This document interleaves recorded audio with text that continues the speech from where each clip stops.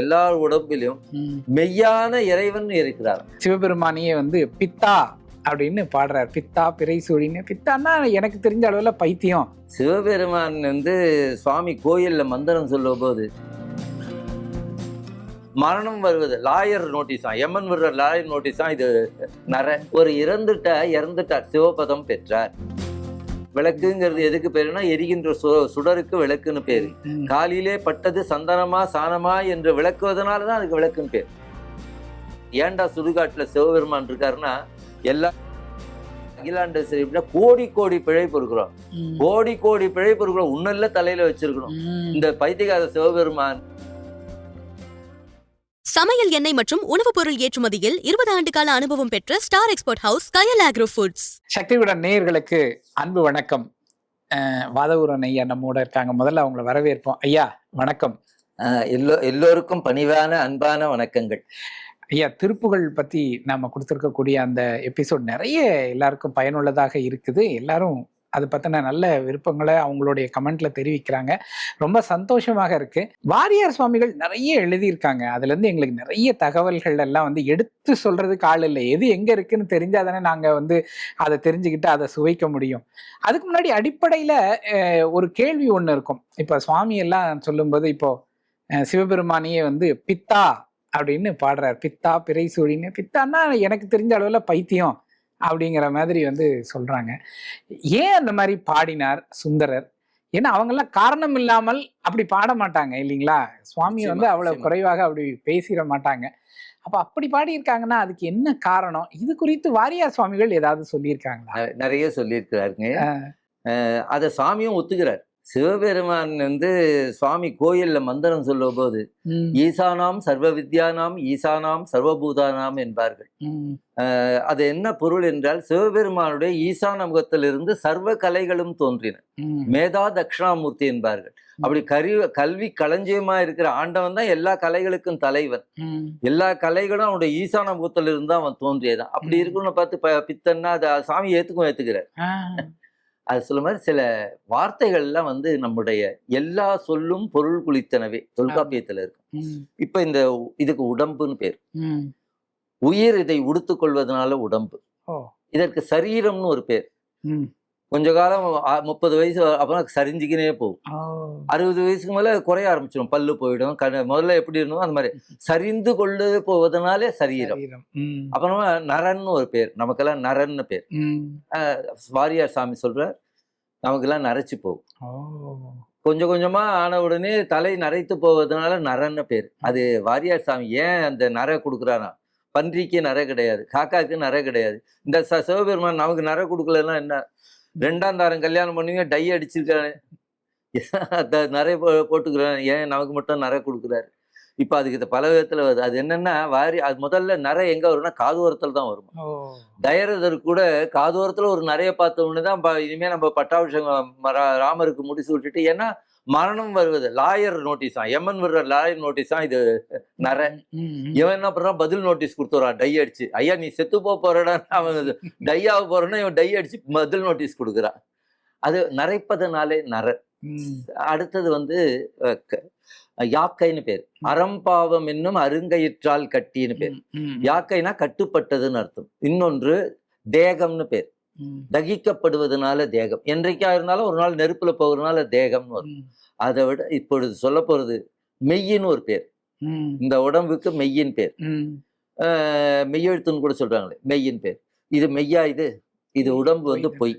நெருநல் உளனொருவன் என்றில்லை என்னும் பெருமை உடைத்து இவ்வுலகு. நேற்றைக்கு இருந்தாரு, இன்னைக்கு இல்லை. அதுதான் இந்த உலகத்தினுடைய வள்ளுவராது 2000 வருஷத்துக்கு முன்னாடி சொன்னார், நேற்றுக்கு இருந்தவங்க இன்னைக்கு இல்லைன்னு. முந்தா நாள் வாழ்ந்த வள்ளல் பெருமானார் சொல்லுகிறார், வருகரத்து வாழ்ந்துடுமோ விழுமோ இந்த மலக்கூடென்று அறிஞரெல்லாம் வருந்த கேட்டும் அருகணைத்து கொள்ள பெண் பேய் எங்கே மேட்டு கடைந்திட வெண் சோர் எங்கே இரு கண்ணுக்கு வியப்பெங்கே என்று அலைந்து திரிந்தேன் அல்லால் ஐயா உன்னை ஒரு கணமும் நினைந்தலேன். வள்ளல் பெருமானார் சொல்றார், வரு கணத்து, அடுத்த வினாடி நாம இருப்போங்கிறது வச்சாது. தூக்கத்திலே உயிர் போயிடுமே. எந்த அப்படி இருக்கிற அழிந்து போற உடம்புக்கு ஏன் மெய்யின் பேர் வச்சாங்க? வச்சவங்களுக்கு ஞானம் இல்லையா? தமிழ் இலக்கணம் படிச்சவங்க என்ன சொல்லுவாங்க? மங்கள வழக்குன்னு. அதாவது அமங்கலமா சொல்லக்கூடாது. ஒரு இறந்துட்டார், சிவபதம் பெற்றார், வைகுந்த பதவி அடைந்தார், பெருநாட்டை அலங்கரித்தார், இறந்து போயிட்டாங்கன்னு சொல்லக்கூடாதுன்னு சொல்லிட்டு சொல்வார். அதே மாதிரி தெற்க எல்லாம் தாலி இழத்தல் சொல்ல, தாலி பெருகிற்றுன்னுவாங்க. தெற்க எல்லாம் இன்னைக்கு தாலி பெருகிற்று, தாலி விதந்துன்னு சொல்ல மாட்டாங்க, தாலி பெருகிற்றுன்னுவாங்க. இறந்து அப்படியே அவங்கள இப்ப குழந்தைங்க கூட பள்ளிக்கூடத்துக்கு போகும்போது போறேன்னு சொல்ல மாட்டேன், போயிட்டு வரேம்மா, கோயிலுக்கு போயிட்டு வரேன்னுவாங்க. அது மங்கள வழக்குன்னுவாங்க. இப்ப கூட நம்ம இந்த நிகழ்ச்சி முடிஞ்சு ஐயா நான் உத்தரவு வாங்கிக்கிறேன், போறேன்னு சொல்ல மாட்டாங்க, அது அமங்கல. அதாவது மங்கள வழக்கு, பொய்யா இருந்தாலும் பொய்ன்னு சொல்லக்கூடாது, மெய்யின்னு சொன்னதாக. அது ஓரளவுக்கு சரியா. வாரியார் சுவாமி அதுக்கு இன்னும் கொஞ்சம் அர்த்தம் அதிகமா போற. ஒரு அம்மா கத்திரிக்காய் வித்துன்னு போகுது, கத்திரிக்காய், அந்த அம்மா வருவாங்க, ஏம்மா என் பேரு முத்துலட்சுமி, என்னை ஏன் கத்திரிக்காய்ன்னு கூப்பிடுற? எந்த பொருளை வைத்து கொண்டிருக்கிற அந்த பொருளை பேர் தாங்கிறாங்க. தானியாகு பெயர், இடவாகு பெயர். இடவாகு பெயர்னது இன்னைக்கு பாட்டு யாரு? மதுரை வந்தா பாடு, மதுரை சோமு பாடுறத அந்த இடத்தின் பெயரை புலவர் தாங்குகிறார். இன்னைக்கு யாரு நாதஸ்வரம்? யாரு? காரைக்குறிச்சி ஊர் வந்து பாடுறாரு. அருணாச்சலம் தான் பாடுவாரு, ஆனா இன்னைக்கு பாட்டு யாருன்னா காரைக்குறிச்சி. அப்ப அப்படி இடத்தின் பெயரை புலவன் தாங்குவது இடவாகு பெயர். அது தானியாகு பெயர்னு ஒண்ணு உண்டு. தானியாகு பெயர். இங்க இருந்து அம்மா கும்பகோணம் போனாங்க. ஒரு அம்மா, ஐயா கும்பகோணம் போனீங்களே, என்னம்மா வாங்கிட்டு வந்தீங்க? அங்கதான் பித்தளை சாமான்லாம் நல்லா இருக்கும், விளக்கு வாங்குவாங்க. விளக்குங்கிறது எதுக்கு பேருன்னா, எரிகின்ற சுடருக்கு விளக்குன்னு பேரு. காலிலே பட்டது சந்தனமா சாணமா என்று விளக்குவதனாலதான் அதுக்கு விளக்குன்னு பேரு. விளக்குவதனால விளக்கு. அந்த எரிகின்ற சுடருக்கு விளக்குன்னு பேரு. அந்த ஸ்டாண்டே விளக்குன்னு தான் பேர்.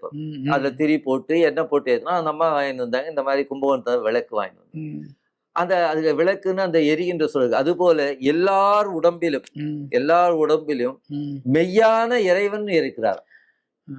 இந்த உடம்பை ஆண்டவன் என்றைக்கும் மெய்ப்பொருள், ஆண்டவன் ஒருத்தன் மெய்ப்பொருள். அந்த மெய்யான இறைவன் ஒவ்வொரு உள்ளத்திலும் தங்குவதனாலே, அந்த மெய்ப்பொருளை தாங்குவதனால தானியாக பெயர். எப்படி அந்த ஸ்டாண்டு விளக்கென்று பெயர் பெற்றது போல இந்த ஒவ்வொரு உயிரும் இறைவனை தாங்குகிறது.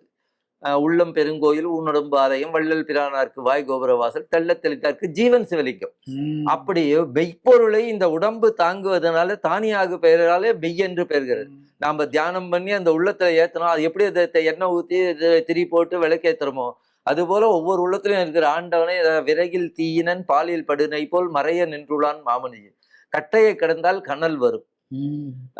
அது போல நம்ம தியானம் பண்ணா சாமி கைலாசத்துல நம்ம உள்ளத்துலதே வெளிப்படுவார். அதற்காக தானியாக பெயர்னால வருதுன்ற இந்த மெய் என்ற அர்த்தத்துக்கு வாரியாரோட குருநாதரே இந்த விளக்கெல்லாம் உனக்கு யார் சொன்னா? என் குருநாதரே இதை என்னை பாராட்டினார் என்று வாரியார் சாமி சந்தோஷப்படுகிறார். இந்த அர்த்தமெல்லாம் முருகன் உனக்கு உணர்த்தினாரேன்னு. அது போல இந்த பித்தன் என்ற வார்த்தையும் அப்படிதான். இப்ப நம்ம சில பேர் நிறைய புனைப்பேர் சாவின்னு எழுதுவாங்க, இந்த சுருக்கமா பேர் வச்சுப்பாங்க. இப்ப அவருக்கு முத்தையான் பேரு, கவிஞர் கண்ணதாசன் பேர் வச்சிருந்தார். பேரை மாத்திப்பாங்க, புனைப்பெயர்ல பேர் வைப்பாங்க. இப்ப வாரியார் சாமி கூட இளமை காலத்துல கிரின்னு கட்டுரை எழுதுவார். கிருபானந்த வாரி கீரி போட்டு கிரின்னு எழுதுவார். அப்படி புனைப்பெயர்ல எழுதுவாங்க. ஆனா சொத்து பத்திரம் வாங்கும் போது புனைப்பெயரை வச்சுக்க மாட்டாங்க. எது ஒரிஜினல் பேரோ அதுதான் சொத்து பத்திரத்துல இருக்கும். இப்ப வாரியார் சாமி அந்த மாதிரி சொன்னாரு. இப்ப சிவபெருமானுக்கு எங்க இருக்குது சொத்து? அவர் இருக்கிறது கொல்புலித்தோல் ஆடை, புலி ஆடையா. தங்கற இடத்துனா சுடுகாடு, தங்கும் இடம் சுடுகாடு. ஏன்டா சுடுகாட்டுல சிவபெருமான் இருக்காருன்னா, எல்லா கட்சிக்காரனும் ஒத்துமையா இருப்பானாங்க. நான் எல்லாரும் ஒத்துமையா இருக்கிறதுல நான் இருக்கிறேன்டான்னு சாரி சுடுகாட்டுல இருக்காரு. அப்புறமா அவருக்கு போட்டிருக்க ஆபரணம்லாம் பாம்பு. யார்கிட்டையும் அடமானம் வைக்க முடியாது, எதுவும் முடியாது, விற்கவும் முடியாது சுடுகாடை. இவருக்கு அப்புறம் ஏதாவது வித்துருந்தா அந்த பத்திரம் இருக்கும். ஆனா சுந்தரருக்கு ஒரு அடிமை பத்திரம் எழுதுறாரு. அந்த அடிமை பத்திரம் இவ்வூர் பித்தன் என்று சாமி ஒத்துக்கிறார். அவரே போடுறார், பித்தனே கையெழுத்து போடுறார். அது சிவபெருமான் ஏத்துக்கிறார். இதை நம்முடைய 10 கம்பன் மகாவித்வான் பிள்ளைவாள் மீனாட்சி சுந்தரம் பிள்ளைன்னு சொல்றாங்க. பூவே சாமிநாத ஐயருக்கு குரு, லட்சங்கவி பாடியவர், 10 கம்பன்னு பேரு. அவங்க திருவானைக்கா கோயிலுக்கு வராங்க. அவங்க திருச்சியில இருக்கிறாங்க. திருச்சியில இருந்து திருவானைக்கா கோயில் நடையிலேயே பாடுறாங்க. நம்ம சிவபிரகாச சுவாமிகள் அண்ணாமலையாரை சுத்தி சோனசைல மாலைன்னு பண்ணார். திருவண்ணாமலை சுத்தி வரும்போது சோனசைல மாலைன்னு ஒரு பாட்டு பண்ணார். அப்ப சிஷ்யர் எல்லாம் பிள்ளைவாழ்கிட்ட வந்து, சுவாமி மாலை நேரம், நீங்க நடையில இருக்கிறோம், நடையிலேயே நடந்து போறாங்க. அப்பெல்லாம் போக்குவரத்து கிடையாது. திருச்சியில இருந்து திருவானைக்கா கோயிலுக்கு நடந்தே போறாங்க. இந்த மாலை நேரமா இருக்கு, அம்பாள் பேர்ல ஒரு மாலை பாடுங்கள். 100 பாட்டு நடையிலேயே பாடுற. சிஷ்யர்கள்லாம் ஓலையில எழுதின்னு வர்றாரு. அப்ப இந்த சிவபெருமானுக்கு ஏன் இந்த பேர் வந்ததுன்னு அவர் ஒரு குறிப்பு சொல்றாரு.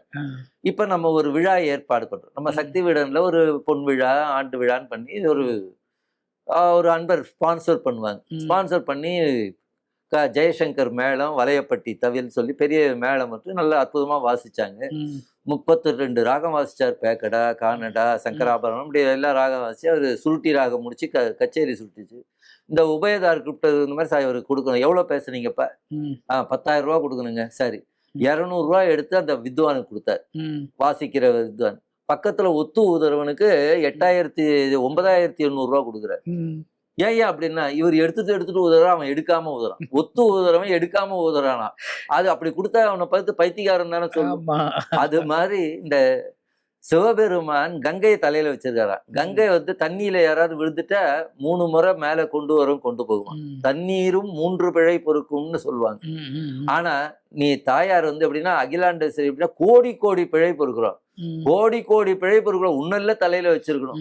இந்த பைத்தியகார சிவபெருமான் தளர்பிழை 3 பொருட்களை தூக்கி மேல வச்சிருந்தாராம். அளவரு பிழைகள் பொறுத்தருளும் நின்னை அணியுறு பாதியில் வைத்து தளர்பிழை 3 பொறுப்புகளை மதிசூடிய அண்ணல் கங்கையை தலையில வைத்தா அதனால் பித்தன் என்றோர் பெயர் பெற்றான்னு மகாவித்வான் பாடுறார். இப்படி பார்த்தா அவர் சொல்றது இந்த அர்த்தத்துதான். வாரியார் சாமி இன்னொரு கொஞ்சம் மேல போறார். இப்ப நம்ம வீட்டுல நம்மளுடைய தெரிஞ்ச நண்பர்கள், அந்த அம்மாக்கு இளமையிலேயே கணவனா தவறிட்டேன். ஒரே பையன், 10 பேர் வீட்டுல 10 பாத்திரம் சேர்ந்து பையனை கஷ்டப்பட்டு படிக்க வைக்கிறாங்க. நிறைய பேர்கிட்ட சொல்லி இன்ஜினியரிங் காலேஜ் படிச்சு நல்லா படிச்சு முன்னுக்கு வரோம். அப்புறமா தக்கவர்கிட்ட சொல்லி நல்ல வேலையும் ரிசர்வ் பேங்க்லயே வேலை கிடைச்சிது, நல்ல வேலையில கிடைச்சிது.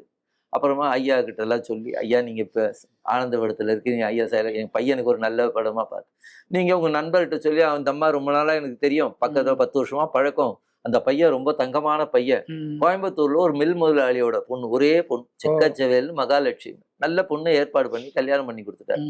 எல்லாம் வாழ்த்துறாங்க. கல்யாணம் நடந்தது. ஒரு நாள் இந்த தம்பி ஆபீஸ் போயிட்டு வீட்டுக்கு வந்தார். மனைவி படுத்துன்னு இருக்கிறார். சரோ ஏன் படுத்துட்டு இருக்கிற? தலைவலிக்குதா? அமிர்தம் செஞ்சுக்கிட்டோமா? உத்தரம் கொடுக்கணுமா? என்ன வேணும்? அதெல்லாம் ஒண்ணும் இல்லை, உங்க அம்மா உத்து பாக்குறாங்க, எனக்கு உடம்பு வலிக்குது. இவன் அம்மா ஏன் கண்ணா, ஏன் நீ சரோஜா உத்து பாக்குறியாமே, அவளுக்கு உடம்பு வலிக்குதா? கண்ணா எனக்கு சாலையே சரண்டா, உன்னை கூட உத்து தான்டா பாக்குறேன், நான் எனக்கு வயசாயிடுச்சு அதனால உத்து பாக்குறேன்டான்னு. கூட பேசுறியான்னு ஓங்கி அடிச்சுட்டான் அம்மாவை. மனைவியினுடைய பேச்சை கேட்டு இப்படி நம்மளை கஷ்டப்பட்டு 10 பாதம் இப்படி படிக்க வச்ச அம்மாவை அடிச்சுட்டான். இந்த அம்மா நேராக கற்பகோவில், மயிலாப்பூர் கபாலீஸ்வரர் கோயில் கற்பகம், என் பையன் 1000 தங்கம், அந்த கோயம்புத்தூர் காரிகாரி அப்படி பண்ணிவிட்டான். அது என்னை அடிச்சுட்டானேன்னு அவனை தண்டிச்சுறாரு. இந்த அம்மா கற்பகாம்பாள்கிட்ட வேண்டுறார், அடிச்ச மகனும் வாழணும்னு நினைக்கிறா, நீ அம்பாள்ல அவன் தெரியாம அடிச்சுட்டான், அதுக்காக என் பையனை தண்டிச்சுறாது, என் பையன் 1000 தங்கம் அப்படின்னா. இந்த உலகம் என்ன சொல்லும், இப்போ பெத்த மனம் பித்து, பிள்ளை மனம் கல்லுன்னுவாங்க. அப்ப இங்க பெத்த மனம் பித்து என்றால் என்ன? பைத்தியக்காரனா அர்த்தம். அடித்த மகனையும் வாழ வைக்க வேண்டும் சொல்லுகிற எண்ணத்திற்கு பித்துன்னு பேர். கருணை வளர்ந்து இப்ப கடவுளே இல்லைங்கிறவனையும் கடவுள் காப்பாத்துறார். அதனால சிவபெருமானுக்கு பித்தன் என்ற ஒரு பெயர் வந்ததுன்னு வாரியார் எழுதுறார். இது சாமியினுடைய அந்த நுட்பம், மதி நுட்பம். அந்த தாயார பித்துன்னு தானே சொல்லணும், தாய் பக்தியே பித்துனா. அது போல ஆண்டவன் நமக்கு தாயா இருக்கிறார், அதனால அவர் பித்தன் என்று சொன்னார், அவரும் அதை ஏத்துக்கிறார். பித்தன்னு அடித்தவர்களையும் வாழ வைக்கிறான் கடவுள். ஆகையினாலே அந்த பித்தன் என்ற சொல்லுக்கு பைத்தியக்காரன் எடுத்துக்கூடாது, இந்த துணியெல்லாம் கீழ்ச்சிண்டு அப்படி எடுத்துக்கூடாது. கருணை வளர்ந்து தாயாரை போல இறைவன் இருப்பதனாலே அவருக்கு பித்தன் என்ற ஒரு பெயர் என்று வாரியார் சுவாமி அழகாக எழுதியிருக்கிறார்கள். இது அது மாதிரி நிறைய வார்த்தைகள் வாரியார் சாமி சொல்லுவாரு. ராமர் சின்ன குழந்தையா இருக்காரு. அம்மா பருப்பு சோறு போட்டு தங்க கிண்ணத்துல கௌசலை ஊட்டுறாரு, வாங்கிக்கணும் ஓடி போகுது.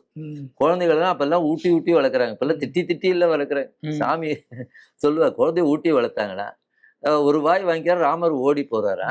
அது இது அருணகிரியார் சொல்றார் திருப்புகள், மைந்த வருக மகனே வருக, எந்தை வருக ரகுநாயக வருக, என் முலை உண்க. தாய்ப்பால் சாப்பிடவான்னு கூப்பிடுறாள் அம்மா குழந்தைய. இப்போ இங்க இந்த ஒரு இடத்துல என்ன, மைந்த வருக மகனே வருக.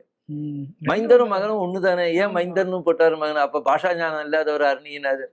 அதுக்கு வாரியார் அது மட்டும் சொல்லாம எல்லா வார்த்தைக்கும் பொருள் சொல்லிட்டே போறாரு. இந்த பாருங்க, அப்பா மறைந்த பிற்பாடு அப்பாவிற்கு சீர்காரிய நற்கர்மங்களை செய்கிறவன் புத்திரன்னு பேர். புத்திரன் ஒரு வார்த்தை உண்டு பிள்ளைக்கு. அப்பா மறைந்த பிற்பாடு நெருப்பு காரியம், நீர் காரியம் அதெல்லாம் கடன்னே பேர், அதெல்லாம் செய்யணும். அவனுக்கு புத்திரன்னு பேர். அப்பா கஷ்டப்பட்டு வேலைக்கு போவார், வியாபாரம் பண்ணுவார், எல்லாம் பண்ணுவார். இந்த பையன் திண்ணையில உட்காந்து சீட்டாடின்னு இருப்பான். ஏம்மா இந்த கிழவனை 7000 கேட்டேன் கொடுக்க மாட்டேங்கிறான், என்ன தலையில தூக்கி. அப்பா குடும்பம் முன்னுக்கு வரணும், வேலைக்கு போறான், இவன் உட்காந்து சீட்டாடிக்குன்னு இருக்கான் பாருங்க. இவன் மகன் அல்ல, பிள்ளையான், தென்னம்பிள்ளை மாதிரி இருக்கானா, மரம் மாதிரி இருக்கானா. அப்பா உழைக்கிறாரு, அப்பாவுக்கு மேற்கொண்டு தொந்தரவு கொடுக்கிறவன் பிள்ளை. தான் பிறந்த குடும்பத்தை மட்டும் காப்பாற்றுகிறவன் மகன். பல குடும்பங்களை காப்பாற்றுகிறவர், தம்பி குடும்பம், மச்சினர் குடும்பம், நண்பன் குடும்பம், அப்படி பல குடும்பங்களை காப்பாற்றுகிறவனுக்கு மைந்தன்னு பேரா. ராமரை மகனே வருக, தன் குடும்பத்தை மைந்த வருக. சுக்ரீவன் குடும்பம், விபீஷணன் குடும்பம், இப்படி பல குடும்பங்களை ராமர் குகன் நிறைய நட்பு பெருக்கியே போறாரு. அப்ப பல குடும்பங்களை காப்பாற்றால் மைந்தா வருக, தன் குடும்பத்தையும் காப்பாத்துகிறார் மகனே வருக. அதை சொல்லிட்டு இந்த அர்த்தமெல்லாம் சொல்றார். இறந்த பிற்பாடு நமக்கு சீர்காழிய புத்திரன்னு பேரு, மேற்கொண்டு தொந்தரவு கொடுக்குறவன் பிள்ளைன்னு பேரு. இந்த விளக்கங்கள்லாம் வாரியா இருந்த தமிழ்ல அந்த ஒரு பார்த்தத்தை மட்டும் சொல்லாம அதுக்கு இணையாக இருக்கிறதெல்லாம் சொல்லிட்டு போறாரு. நம்ம ஓசை ஒலியெல்லாம் ஆனாயின்னு வரும், தேவாரத்துல வரும். நமக்கு என்ன புரியுது, ஓசைனாலும் ஒண்ணுதான், ஒலினாலும் தான் ஒண்ணு. ஒலி ஓசைனா என்ன? பொருளோடு வந்தால் ஒலி, பொருள் இல்லாமல் வந்தால் ஓசை. இது ஓசை, நீங்க பேசுவது ஒலி. அதான் ஒலி பெருக்கின்னு சொல்லுவாங்க. புரியுது. ஆகையினால் இந்த மாதிரி தமிழ்ல எல்லாவற்றுக்கும் அந்த மாதிரி பொருள் உள்ளது. அதுல வாராய சுவாமி இந்த மாதிரி நிறைய இலக்கிய இன்பங்கள்ல நிறைய சொல்லி இருக்கிறார். மீண்டும் அடுத்த சந்தர்ப்பம் வரும்போது அந்த இலக்கியங்களை எல்லாம் நாம் அனுபவிப்போம் சொல்லி இந்த பயனுள்ள பகுதியை சொல்லுமாறு செய்த உங்கள் அனைவருக்கும் என் அன்பும் நன்றியும் வணக்கம். நன்றி. ஆக்சுவலா முன்னாடி உட்கார்ந்துருக்கிறது வாதவூரன் ஐயா, ஆனா அவர் பேசுறத நான் கேட்கறதில்ல. ஏதோ வாரியார் சுவாமிகள் முன்னாடி உட்கார்ந்து கேட்கிற மாதிரியான ஒரு இன்பம் எனக்கு வாய்க்குது. அதை நிச்சயமா நீங்களும் அதை உணர்வீங்க இது முழுமையா கேட்கும்போது அப்படின்னு நினைக்கிறேன் நான். மற்றும் ஒரு வீடியோல ஐயா மூலம் பல விஷயங்களை நம்ம தெரிஞ்சுப்போம். வாரியார் சுவாமிகள் என்னென்னலாம் நமக்கு கொடுத்துட்டு போயிருக்காங்க, அந்த விஷயங்கள் எல்லாமே நாம பேசுவோம். ஐயா ரொம்ப நன்றி, வணக்கம், சந்தோஷம். 20 ஆண்டுகளாக உலக நாடுகளுக்கு உயர்தர சமையல் எண்ணெய் மற்றும் உணவுப் பொருட்கள் ஏற்றுமதியில் இந்திய அரசின் ஸ்டார் எக்ஸ்போர்ட் ஹவுஸ் அங்கீகாரம் பெற்ற கயல் ஆக்ரோ ஃபுட்ஸ்.